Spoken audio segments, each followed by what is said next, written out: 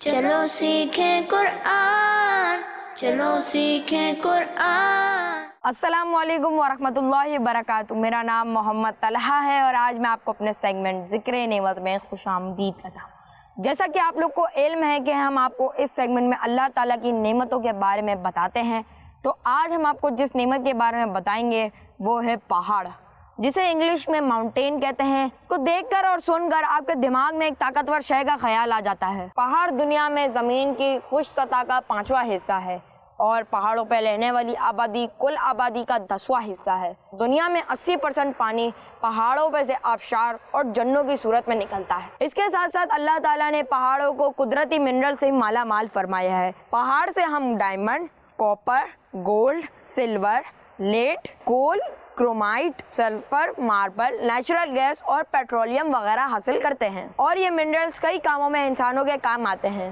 بچوں، mountain 5 types کے ہوتے ہیں: folded mountain, dome mountain, block mountain, volcanic mountain اور پلیٹیو ماؤنٹین۔ بچوں، ماؤنٹین کا جتنا حصہ زمین کی سطح پر نظر آ رہا ہوتا ہے اتنا ہی زمین کے نیچے بھی ہوتا ہے۔ پہاڑوں کے ایکسپرٹس کو جیولوجسٹ کہا جاتا ہے، اور پہاڑ ٹرائنگل نما ہوتے ہیں اور ان کی جڑیں زمین کے اندر گہرائی تک ہوتی ہے اور پہاڑ زمین کو مضبوط رکھتے ہیں۔ اللہ تعالیٰ قرآن پاک میں ارشاد فرماتا ہے، ترجمہ: اور پہاڑوں کو میخیں بنائیں۔ بچوں، پہاڑی سلسلے جہاں درخت اور جنگلات دونوں ہوتے ہیں انہیں پہاڑی جنگلات کہا جاتا ہے، اور پہاڑی جنگلات ٹوٹل جنگلات کا 20% ہے۔ زمین میں بہت سارے پہاڑ اور پہاڑی سلسلے موجود ہیں، لیکن سب سے اہم 6 پہاڑی سلسلے ہیں۔ ان پہاڑی سلسلوں میں ہمالیہ سب سے اونچا پہاڑی سلسلہ ہے، جبکہ انڈس سب سے لمبا پہاڑی سلسلہ ہے، اور ان پر موجود درختوں میں ملیریا کی بیماری کا علاج بھی پایا جاتا ہے۔ سمندر میں سب سے اونچا پایا جانے والا ماؤنٹین مونا کیا ہے،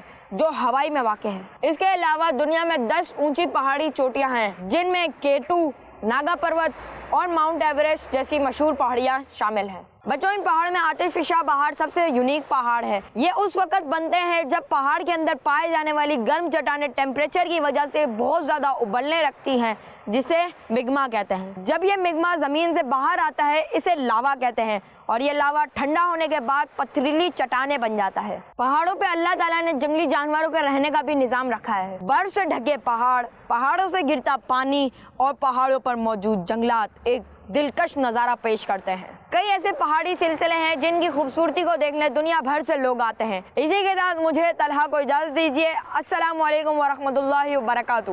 چلو سیکھیں قرآن، چلو سیکھیں قرآن۔ بچوں کا مدنی چینل آ گیا۔